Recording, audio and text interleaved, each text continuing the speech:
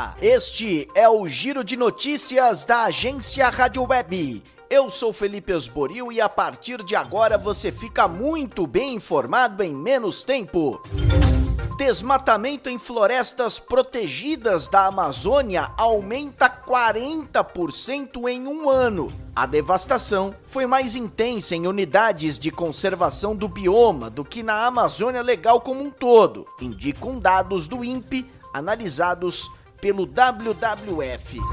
São Paulo atinge 30 mil mortes por coronavírus. Ricardo Rodrigues. Já são mais de 800 mil casos confirmados da doença em todo o estado. O governador de São Paulo, João Dória, demonstrou preocupação com as cenas vistas no litoral paulista durante o último fim de semana. Pessoas se aglomerando, sem máscara, de forma inadequada e perigosa. Apesar disso, São Paulo vem mantendo queda na média móvel no número de óbitos. Nos últimos 7 dias, houve queda de 13% no registro de novas mortes, na comparação com a semana anterior. Vice-presidente Hamilton Mourão diz ser contra o acúmulo de salários de militares acima do teto, tudo por questão ética e moral, segundo ele. Vamos a Brasília e as principais informações da capital federal com Yuri Hudson. Oi, Esboril. Aqui em Brasília, segunda-feira foi marcada pela apresentação da proposta de orçamento para 2021, que veio sem aumento real do salário mínimo. A peça ela traz um desenho de investimento, gasto e arrecadação do governo federal. E construir o orçamento em meio aos efeitos econômicos causados pela pandemia da Covid-19 foi uma dificuldade adicional para a equipe de Paulo Guedes. O ministro se reuniu durante a tarde com o presidente Jair Bolsonaro para justamente bater o martelo em temas cruciais. Por exemplo, a LDO, que foi enviada no início do ano, previa um salário mínimo para 2021 de R$ 1.079. Mas o orçamento final prevê um salário mínimo de R$ 1.067, um aumento de R$ 22, se comparado com o atual de R$ 1.045. Outro ponto é que o governo também optou em fugir de polêmicas, por exemplo, sobre aquela de um orçamento maior para a defesa do que para a educação. O MEC terá um orçamento de 144 bilhões e os militares de 116 bilhões de reais. A pasta da saúde ficará com um orçamento de 136 bilhões de reais. Detalhe importante, o orçamento não prevê a criação do chamado Renda Brasil, a atualização do Bolsa Família. Para fechar a questão orçamento, o governo, apesar da crise com a Covid-19, prevê um 2021 próspero, com um crescimento do PIB de 3,20%.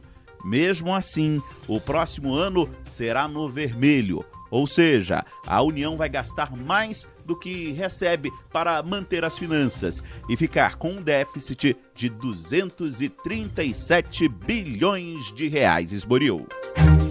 Home Office é o novo indicador de desigualdade econômica no Brasil. Segundo pesquisa do IBGE, sistema concentra trabalhadores formais qualificados em regiões mais ricas. Governador do Rio de Janeiro contesta afastamento. Cadu Macri, direto do Rio. Olha, Felipe, o governador afastado do Rio de Janeiro, Wilson Witzel, entrou com recurso no Supremo Tribunal Federal para tentar reverter o seu afastamento temporário de 180 dias. O pedido foi distribuído ao presidente do STF, o ministro Dias Toffoli. A defesa do governador contesta a decisão do ministro Benedito Gonçalves, do Superior Tribunal de Justiça, o STJ, que considerou adequada a perda temporária do cargo pelo período de 6 meses para tentar impedir supostas atividades de corrupção e lavagem de dinheiro que foram denunciadas pelo Ministério Público Federal. Dívida pública alcança 86,5% do PIB em julho. É o efeito da pandemia. Aumento dos gastos públicos pode levar endividamento a fechar 2020 em 100% do produto interno bruto. Ainda continuamos no Rio de Janeiro. João Vitor dos Santos. A Prefeitura do Rio anunciou que a sexta fase do processo de retomada de atividades econômicas durante a pandemia vai acontecer em etapas. Na fase 6A, que começa nesta terça-feira, poderão reabrir museus, galerias de artes, bibliotecas e centros culturais. Cinema, teatro, lonas e arenas continuam proibidos, assim como o banho de sol. Mas, apesar da proibição, muitos cariocas desrespeitaram a determinação da Prefeitura no domingo e ocuparam as areias das praias da zona sul da cidade. Vamos a Porto Alegre, Mariana de Freitas. O número de mortes por síndrome respiratória aguda grave segue crescendo no Brasil. O jornalismo de dados da agência Rádio Web fez um levantamento em maio e outro agora, entre julho e agosto. Os números refletem o impacto do coronavírus nessa estatística.